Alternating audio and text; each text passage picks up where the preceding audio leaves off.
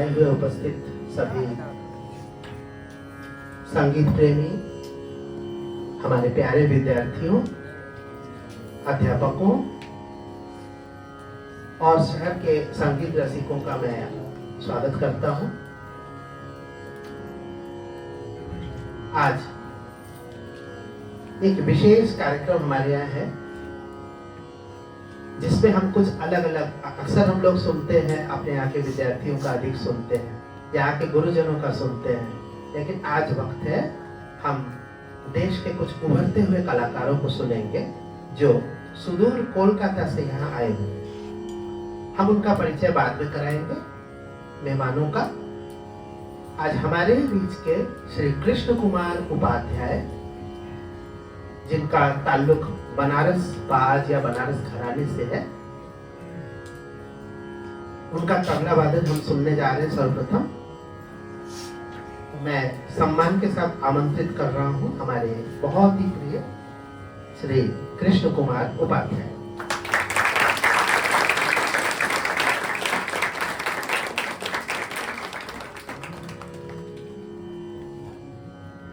जैसा कि आप जानते हैं, कृष्ण कुमार उपाध्याय काशी के एक बहुत ही प्रसिद्ध तबला के लिनिएज का प्रतिनिधि कलाकार है। ऐसा कौन सा संगीत प्रेमी होगा, ऐसा कौन सा संगीत कलाकार है जिन्होंने अनोखे लाल जी का नाम ना सुना हो। वे हमारे काशी के रत्न थे, सबसे बड़े रत्न माने जाते हैं। आज तक उन्होंने जो मुकाम हासिल किया था अपने तबले से, छोटी सी उम्र में, मात्र 42 साल की उम्र में उन्होंने जो मुकाम हासिल कर लिया, और 42 साल की उम्र में गुजर जाने के बाद उनके शिष्यों की लंबी फहरिस्त। मैं अभी जो अमेरिका गया था तो मेरे साथ बजा रहे थे जो आशीष सेनगुप्ता जी, वो अनोखे लाल जी के ही पट्ट शिष्य महापुरुष मिश्रा जी के शिष्य।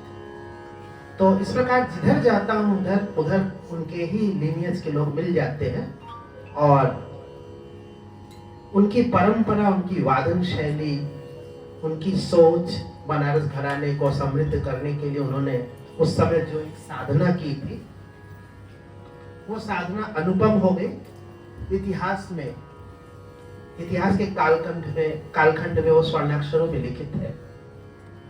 ऐसे महान तबला वादक के दौहित्र के, हमारी माता जी उनकी नतनी हुई ना, उनके दौहित्री का बेटा, मतलब ये उनके बाद की चौथी पीढ़ी श्री कृष्ण कुमार उपाध्याय है। ऐसे महान घराने से संबंध रखने वाले लोग हैं। हम गर्वित हैं कि कृष्ण कुमार हमारे बीच में आज है यहाँ पे, और यहाँ पे विद्यार्थियों को शिक्षा भी देते हैं यहाँ के गुरुजन। इनके मामा, सगे मामा राम कुमार मिश्र जी बहुत ही प्रसिद्ध तबला वादक है दिल्ली में, और उनके गुरुजी उसी परंपरा के हैं, लेकिन परिवार से संबंध न रखते हुए अलग हैं। उसी अनोखे लाल जी की परंपरा के महानतम लोगों, शिष्यों में से एक पंडित छोटेलाल मिश्र जी के शागिर्द पंडित सौम्यकांति मुखर्जी, वो जिनसे इनको शिक्षा प्राप्त हुई। इनके नाना पंडित पद्म विभूषण पंडित छन्नूलाल मिश्र जी, और ऐसे परिवार से जिसने ताल्लुक रखा है तबला, वहां पे उंगलियों में अपने आप उड़ता होगा, ऐसा हमारा विश्वास है। लेकिन ऐसा है नहीं, प्रयास तो कोई को भी करना पड़ता है, चाहे वो किसका भी पुत्र हो। अगर उसने साधना नहीं की है तो पोल तो खुलती ही है।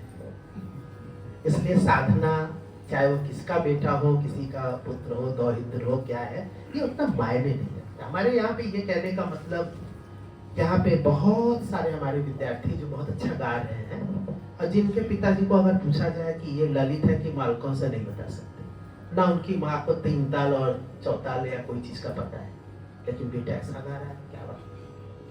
तो इसका मतलब ये है कि समुद्र में छोड़ देने के बाद तैराकी में कौन आगे तक जाएगा, ये उसके बाजुओं में जो दम है उसमें दिखेगा, और बाजुओं में दम पैदा करना पड़ता है, और वो साधना से, निरंतर साधना से पैदा होता है। चाहे आप समुद्र की मछली हो, चाहे बाहर से आपने तैराकी के लिए उसमें कूदा हो, साधना तो करनी पड़ेगी। क्योंकि हमारे संगीत में ऐसा कोई व्यक्ति हुआ नहीं जिसने रातें न साधना में गुजारी हो, और जिसने एक अच्छे गुरु से तालीम ना प्राप्त किया हो, या उसके में अंदर कोई एक आगे बढ़ने की जो ऑब्सेशन है वो ना। अगर उसके अंदर ये जिद नहीं है कुछ करने का, तो कितना भी अच्छा गुरु हो और कितना भी अच्छा थोड़ा प्रैक्टिस कर ले, वो आगे नहीं बढ़ सकता। आगे बढ़ने के लिए एक जिजीविषा का होना बेहद जरूरी है। जीवन जीने की ललक को कहते हैं जिजीविषा। उस जिजीविषा को आगे अगर अंदर से है, और उसके साथ साथ उसको अच्छे गुरु मिल जाए, और साथ में अपनी साधना, जिसके अंदर जिजीविषा होगी वो साधना भी करेगा। इन सब का जब मणिकांचन संयोग होता है, तभी एक अच्छा कलाकार उभर के हमारे सामने आता है, और हम उसकी तारीफ करते हैं। उससे संगीत जगत समृद्ध होता है, और ये संगीत के साथ साथ सभी विधाओं में है। टैलेंट और पर्सपिरेशन दोनों साथ चलते हैं। कुछ इंस्पिरेशन से काम होता है, कुछ पर्सपिरेशन से होता है, पसीना बहाने से। तो पर्सपायर करने के लिए आपको मेहनत करनी होती है। इसलिए आप सभी लोग साधना जरूर करें, और किसी भी कलाकार को सुनने के पीछे ये हमारी मानसिकता होनी चाहिए कि हम उसको समझें कि इसके पीछे उन्होंने कितनी मेहनत की है। मात्र किसी का पुत्र, दौहित्र का बेटा और नाना जी होना काफी नहीं होता है। वो एक सपोर्टिव है, वो होता है, लेकिन उसकी मात्रा बहुत कम होती है। जो कुछ भी यहाँ सामने दिख रहा होता है, उसके पीछे एक बहुत बड़ी मेहनत होती है, बहुत बड़ा संकल्प होता है। जैसे हमको कभी कभी कहते हैं लोग कि आपका बेटा अच्छा गाता है, डॉक्टर शुभम करडे चल बहुत अच्छा गाता है, हाँ गाता है, आपका बेटा है तो गाएगा ही। लोग तो ठीक है, लेकिन मैं किसका बेटा हूँ? सब पूछता हूँ, क्योंकि मैं किसका बेटा हूँ? मेरे पिताजी को थोड़ी पता था इतना कुछ, वो तो जानते भी नहीं थे। तो हमने तैराकी सीखी, और वो तैराकी के बीच में पैदा हुआ, लेकिन तैरना तो दोनों को आया, वो साधना सीखा। आज उसी साधना की एक बानगी देखेंगे। पंडित नहीं बोलेंगे, श्री कृष्ण कुमार उपाध्याय। साथ में हमारे बड़े प्रिय विद्यार्थी श्री हर्षित। प्रियता की क्या परिचय क्या है, कौन मेरा सबसे अधिक प्रिय होगा, ये कैसे समझेंगे? उसका बैरोमीटर क्या है? जो सबसे अधिक डांट खाता है, जो सबसे अधिक डांट खाएगा वो सबसे अधिक प्रिय होगा, ये सभी जानते हैं। तो आप लोग तैयार हो जाइए, हम सुनने जा रहे हैं श्री कृष्ण कुमार उपाध्याय और हर्षित उपाध्याय, जिनको हम लोग प्यार से उपाध्याय ब्रदर्स बोलते हैं। बड़ी अच्छी जोड़ी है, ये जोड़ी बनल रहे। ऐसे जोड़ी का और भी है, राम ने मिलाई जोड़ी, आगे नहीं बोले, सब जानते हैं। बोल रहे इसके आगे का पता है? एक अंधा एक कोड़ी, राम ने मिलाई जोड़ी, एक अंधा एक कोड़ी नहीं, लेकिन ये लोग दोनों ही नहीं है, बड़े अच्छे हैं। अच्छा, इनका स्वागत करने के लिए मैं श्री हरिनारायण सारडा जी की, आज हमारे पूरे कार्यक्रम के संयोजक, प्रायोजक एवं सब कुछ वही है। माला लाने से लेकर के, चाय पिलाने से लेकर के, नाश्ता कराने से लेकर, कलाकारों का स्वागत सम्मान करने से लेकर, सब कुछ आज उन्होंने खुद से उठाया है दायित्व। अक्सर ही उठाते, कोई नई बात नहीं, हम लोग आदी हो चुके हैं।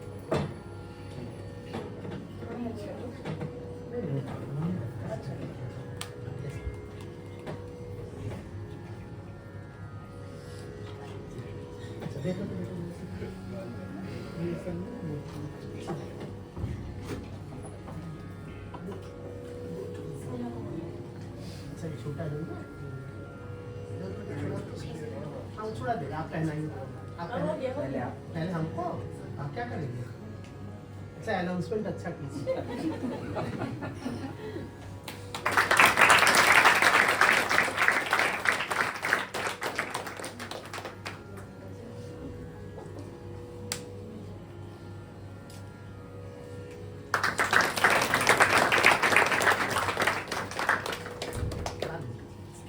जब तुम लोग का शुरू होगा ना,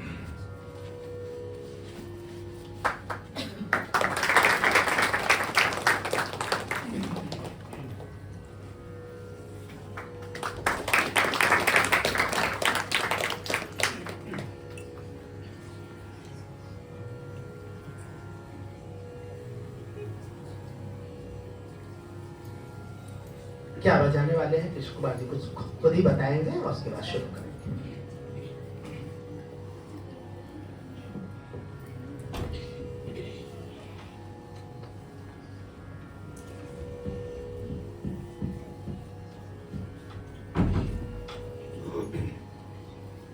सभी को मेरा प्रणाम, बड़े छोटे सभी को। सब कुछ बताई दिया, ज़्यादा कुछ बोलेंगे नहीं, बस 3 ताल में थोड़ी देर कुछ चीज़ें। तबले में भी जिस प्रकार गाने में विलंबी से शुरू होता है, फिर मध्य लय, फिर ग्रुप में जाते हैं, उसी प्रकार इसमें भी है। तो धीरे धीरे सब बताते हुए शुरू करेंगे और फिर आगे बढ़ेंगे। क्या होता है देखते हैं। डर लग रहा है। ये मेरा पहला सोलो है बैंड में।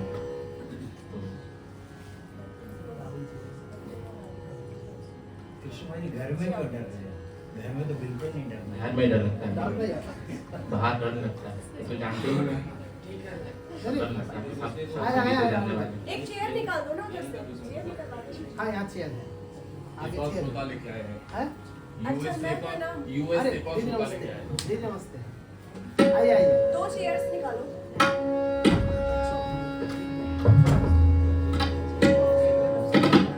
अच्छा ये लोग वहाँ से आए, अभी बच्चे को सामने भेज दो। सब बैठा है, कुर्सी लाके ना देखो। कुर्सी ज्यादा जगह घेरेगी। हाँ? कुर्सी ज्यादा जगह घेरेगी। उसने दीदी को बैठाया। बैठ जाएंगे। दीदी को